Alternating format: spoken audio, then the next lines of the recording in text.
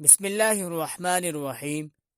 میں 1922 میں ضلع جہلم کے ایک دور افتادہ گاؤں میانی میں ایک ہندو خاندان میں پیدا ہوا۔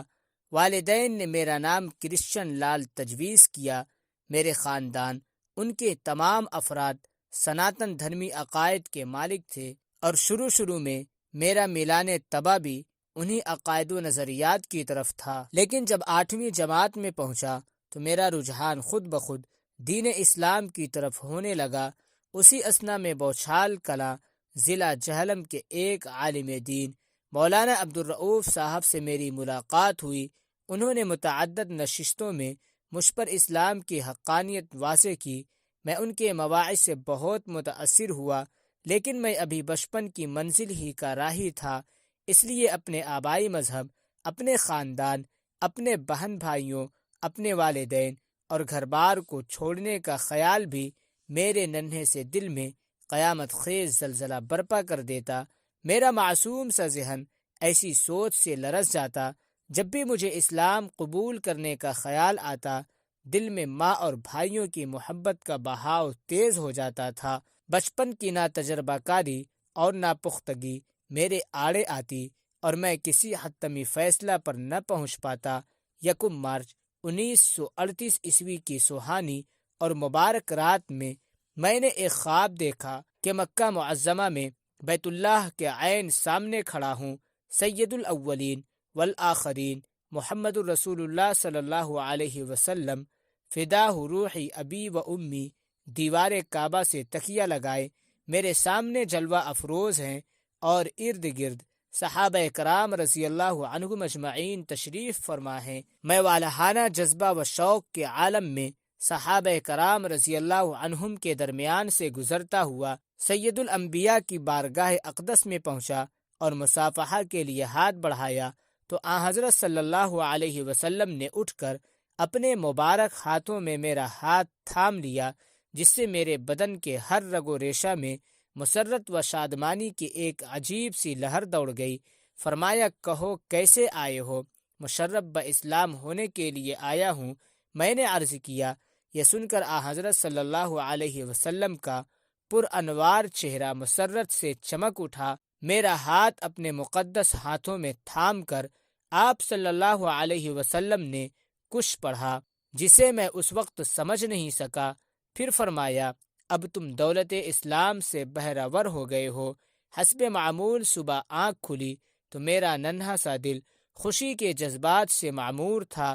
جب والد محترمہ کے پاس بیٹھ کر کھانا کھانے لگا تو انہوں نے مجھ سے خلاف معمول اس قدر خوش نظر آنے کی وجہ پوچھی۔ میں اس بات کو ٹال گیا۔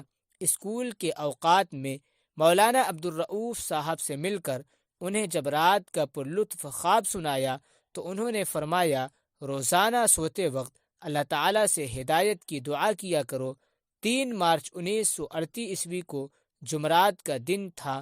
میں رات کو حسب معمول سو رہا تھا کہ خواب میں یوں محسوس ہوا جیسے اسکول بند ہونے پر میں میانی کے تمام طلباء کے ساتھ گھر آ رہا ہوں۔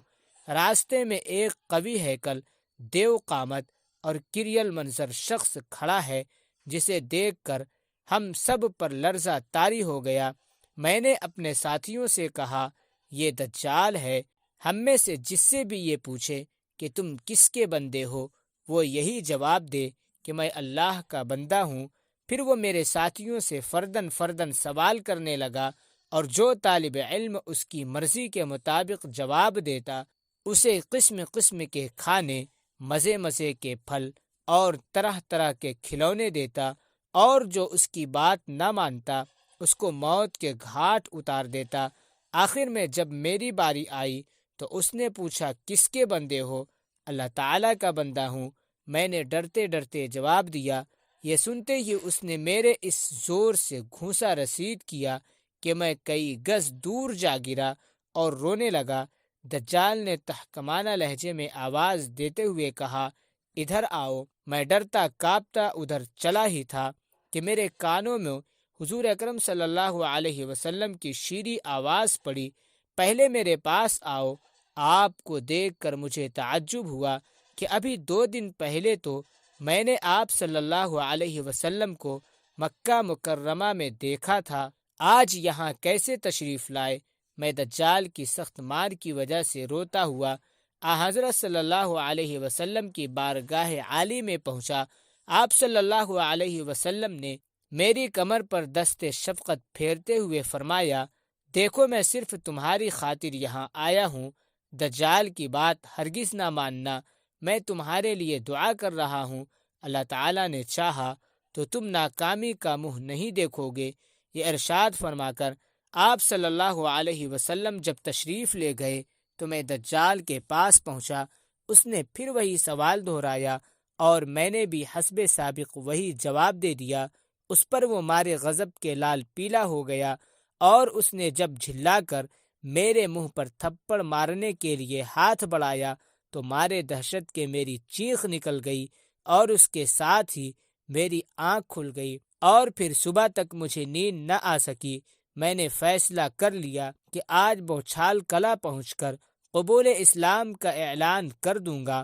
والد محترمہ نے جب صبح کو کھانا تیار کیا تو میں نے ان کے پاس بیٹھ کر کھایا۔ اس وقت دل میں جذبات کا تلاطم برپا تھا، جانتا تھا کہ آج ہمیشہ کے لیے ماں اور بھائیوں سے جدا ہو رہا ہوں۔ پھر اس گھر میں جہاں زندگی کی کئی بہاریں دیکھی ہیں شاید ہی قدم رکھنا نصیب ہو۔ بھائیوں کی محبت و شفقت نے مجھے مجبور کیا تو بہانے بہانے میں نے ان کے سر پر ہاتھ پھیر کر دل کو تسکین دی۔ اسی طرح حیلے بہانے سے پیاری ماں کے قدم چھوڑ کر ہدیہ و عقیدت احترام پیش کیا۔ کھانے سے فارغ ہوا تو بستہ اٹھایا اور اپنے گھر تینوں بھائیوں اور محترمہ والدہ کی طرف حسرت بھری نگاہ ڈالی اور پرنم آنکھوں سے میں اپنے آبائی گھر سے رخصت ہو گیا۔ 4 مارچ 1938 کو جمعہ کا مبارک دن اور محرم کی پہلی تاریخ تھی کہ میں دوپہر کے وقت تیار ہو کر سیدھا مسجد میں داخل ہوا۔ مولانا عبدالرؤف صاحب کے ہاتھ پر مشرف باسلام ہوا اور غازی احمد نام تجویز ہوا۔ میرے اسلام لانے کی اطلاع جب گھر پہنچی تو کوہرام سمجھ گیا، سب نے رونا پیٹنا شروع کر دیا۔ میرے والد صاحب کشمیر میں ملازم تھے، انہیں اور دوسرے رشتہ داروں کو بذریعہ تار مطلع کیا گیا۔ ابھی 3-4 روز بھی گزرنے نہ پائے تھے کہ والد صاحب نے دوسرے رشتہ داروں سے مل کر مولانا عبدالرؤف اور ملک محمد طفیل ہیڈ ماسٹر پر مقدمہ دائر کر دیا کہ انہوں نے ہمارے نابالغ بچے کو ترغیب و ترہیب سے زبردستی مسلمان بنا لیا ہے۔ ایس ٹی ایم کی عدالت میں مقدمہ پیش ہوا۔ ایک طرف والد محترم اور متعدد ہندو رشتہ دار تھے اور دوسری طرف میں اور ہزاروں کی تعداد میں مسلمان عدالت میں میرے بیان ہوئے۔ میں نے کہا میں اپنی رضا و رغبت سے مسلمان ہوا ہوں، میرے قبول اسلام میں کسی فرد و بشر کا ہاتھ نہیں، میں مسلمانوں ہی کے پاس رہوں گا۔ والدین کے پاس مجھے جان کا خطرہ ہے۔ جب فیصلہ میرے حق میں ہوا تو مسلمان خوشی سے نعرہ لگاتے ہوئے عدالت سے واپس لوٹے۔ میرے والد صاحب بھلا کب نیچے بیٹھنے والے تھے، انہوں نے مختلف عدالتوں کا دروازہ کھٹکھٹایا مگر انہیں کہیں بھی کامیابی نصیب نہ ہو سکی۔ پولیس نے ہندوؤں کے دباؤ میں آ کر بڑی تحقیق و تفتیش سے کام لیا مگر میرے رشتہ داروں کو اپنا مقصد حل ہوتا ہوا نظر نہ آیا۔ ہر عدالت میں ہزاروں کی تعداد میں مسلمان میرے ساتھ ہوتے جو اکثر اوقات بوچھال کلا سے پیدل چل کر جایا کرتے۔ اس کے بعد والد محترم نے شیشن جج جہلم کی طرف رجوع کیا اور کہا کہ میرے نابالغ لڑکے کو زبردستی مسلمان بنا لیا گیا ہے۔ جہلم کے سرکردہ ہندو ان کے ساتھ تھے جنہوں نے مل ملا کر جج صاحب پر دباؤ ڈالا۔ عدالت میں پیشی ہوئی تو میں نے محسوس کیا کہ جج کا رویہ میرے بارے میں ٹھیک نہیں ہے۔ اس پیشی پر 2-3 حضرات میرے ساتھ تھے۔ جج صاحب نے مجھے دوسری تاریخ پیشی تک والد کے سپرد کیا۔ جب میں نے اپنے والد محترم کے ساتھ جانے سے انکار کیا تو مجھے زبردستی کار میں بٹھا دیا گیا اور دریا کے کنارے ایک مندر میں مجھے لایا گیا جہاں سارا دن میں رو کر گزارا۔ والدہ محترمہ کو جہلم بلایا گیا۔ انہوں نے مجھے دھمکی دی کہ اگر میں نے ان کے حق میں بیان نہ دیا تو وہ گھر پر زندہ نہیں جائیں گی بلکہ دریا میں کود کر خودکشی کر لے گی۔ دوسرے ہندو بھی وقتاً فوقتاً آ کر مجھے سمجھاتے بجھاتے اور قسم قسم کا لالچ دیتے رہتے۔ اسی اثنا میں والد صاحب نے ہندو اکابر کے اثر و رسوخ سے کام لے کر ڈسٹرکٹ ہیلتھ آفیسر جہلم سے میرے نابالغ ہونے کا سرٹیفکیٹ حاصل کر لیا اور اسے مقررہ تاریخ سے ایک دن پہلے ہی عدالت میں پیش کر دیا۔ جج صاحب نے جب مجھ سے پوچھا کہ آپ والدین کے پاس رہنے میں خوش ہیں تو میں نے نفی میں جواب دیا، لیکن افسوس کہ میری بات کسی کو وقعت نہ دی گئی اور زبردستی مجھے والدین کے سپرد کر دیا گیا۔ تعجب تو اس بات پر تھا کہ والد محترم کے حق میں فیصلہ دینے والے جج صاحب مسلمان تھے۔ والد محترم بتایا کرتے تھے کہ انہوں نے ان صاحب کو رشوت دے کر اپنے حق میں فیصلہ کرایا تھا۔ اسی دن والد محترم مجھے ساتھ لے کر کشمیر روانہ ہو گئے۔ 2-3 دن جمعوں میں ایک پنڈت صاحب کے یہاں فروکش ہوئے۔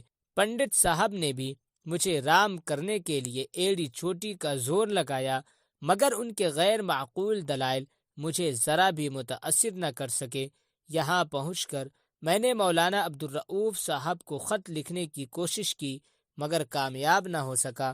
والد محترم نے وہ خط میری جیب سے نکال کر اپنے پاس محفوظ کر لیا۔ چوتھے دن والد بھدرواہ کے لیے روانہ ہو گئے، بٹوت تک بس کے ذریعے، پھر بھدراؤ تک پیدل ہی راستہ طے کیا۔ دوسرے دن میرے والد مجھے ایک پنڈت کی معیت میں گاؤں سے باہر ایک بلند پہاڑی پر لے گئے اور اپنے ساتھ بیٹھا کر کہا، دیکھو میں اس مقدمے میں تم پر 10,000 روپے خرچ کر رہا ہوں، تم نے مجھے کہیں کا نہیں رکھا، خاندان میں میری ذرہ بھی عزت نہیں رہی۔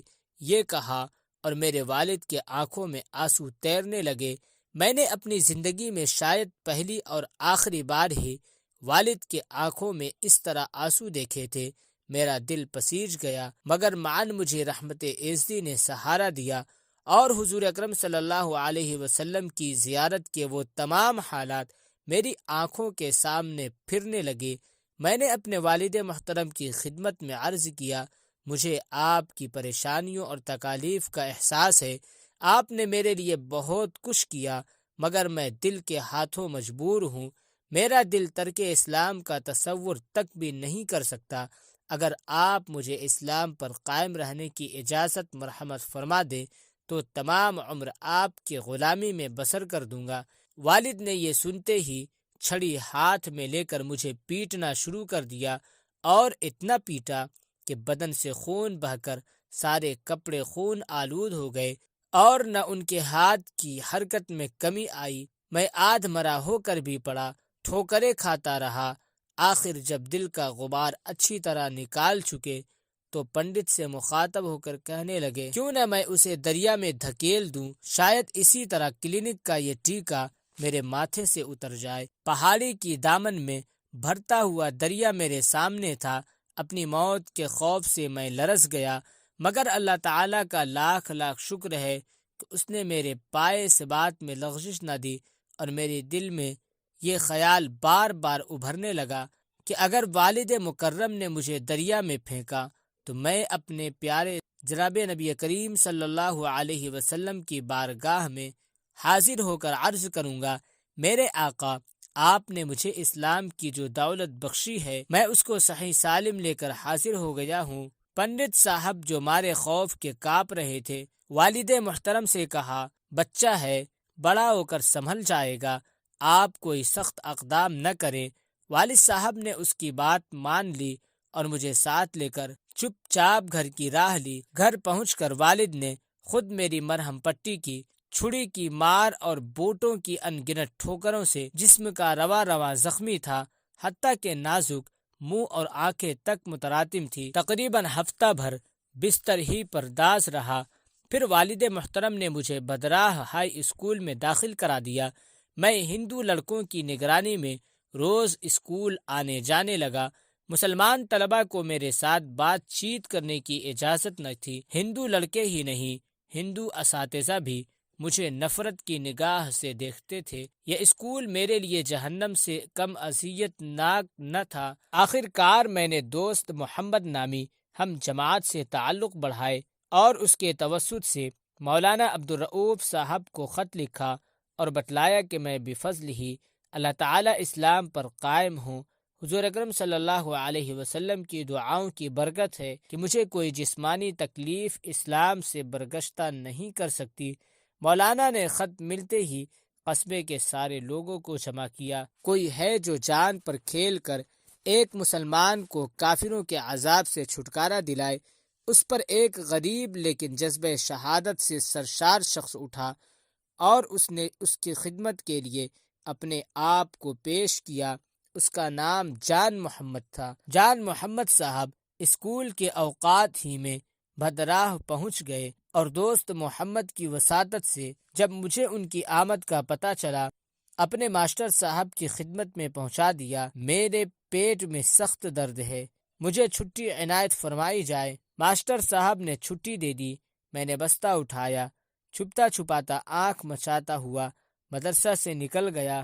جان محمد صاحب نے ایک مسلمان رہبر کو ساتھ لیا اور ہم بھدراہ سے بھاگ نکلے۔ راتوں رات سفر کرتے ہوئے ریاست کشمیر سے نکل کر ریاست چمبا کی حدود میں داخل ہو گئے۔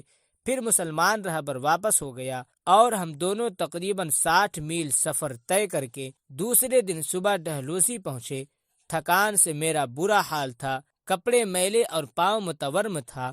شام کو براستہ پٹھان کوٹ جب امرتسر پہنچے تو میں نے اپنا آبائی لباس اتار کر دوسرے کپڑے پہنے اور امرتسر سے کھیوڑا کی راہ بوچھال کلا پہنچ گئے۔ بس اسٹینڈ پر لوگوں کا ایک ہجوم پذیرائی ان کے لیے موجود تھا۔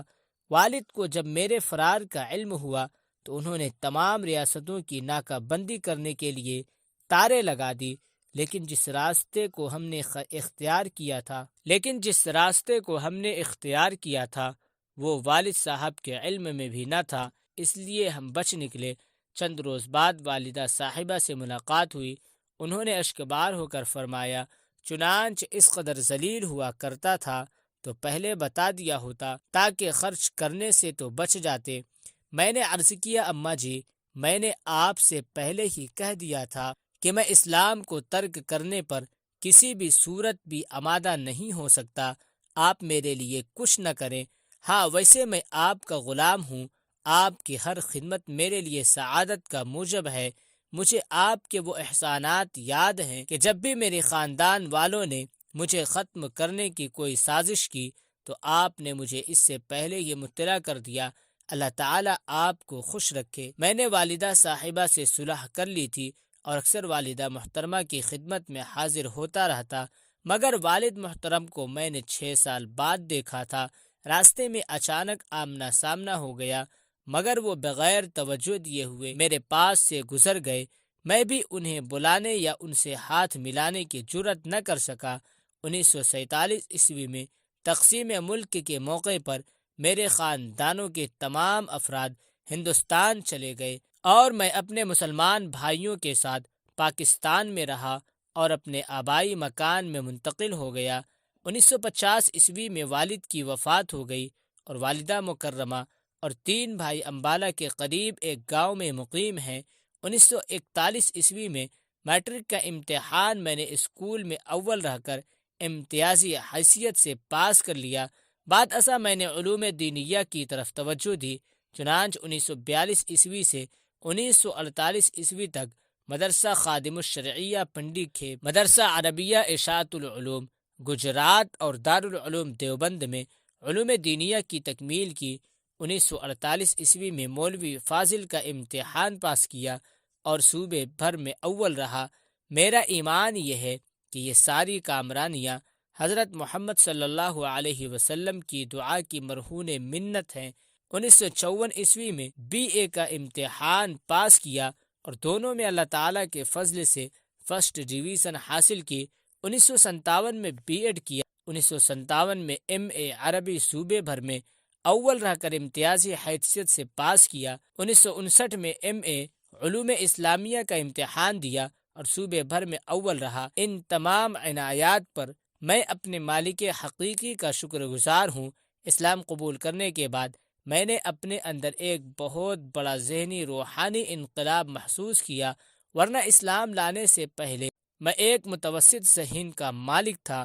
اسلام کے سایہ عافیت میں پناہ لینے کے ساتھ اللہ تعالی نے دینی اور دنیاوی ترقی کے دروازے کھول دیے۔ اور دوسری بات جو میں نے اپنی علمی زندگی میں محسوس کی وہ نبی اکرم صلی اللہ علیہ وسلم کی دعا کا اثر ہے کہ مجھے آج تک کسی امر میں ناکامی کا سامنا نہیں ہوا، اور حضرت صلی اللہ علیہ وسلم کی دعا ہی میری زندگی کا سب سے قیمتی سرمایہ ہے، اور انشاءاللہ قیامت کے دن یہی دعا میری نجات کا باعث ہوگی۔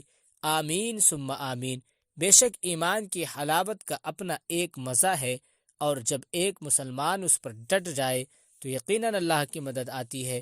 اللہ تعالی ہم سب کو اس واقعہ سے سبق حاصل کر کے ایمان پر استقامت سے جمے رہنے کی توفیق عطا فرمائے۔ آمین یا رب العالمین۔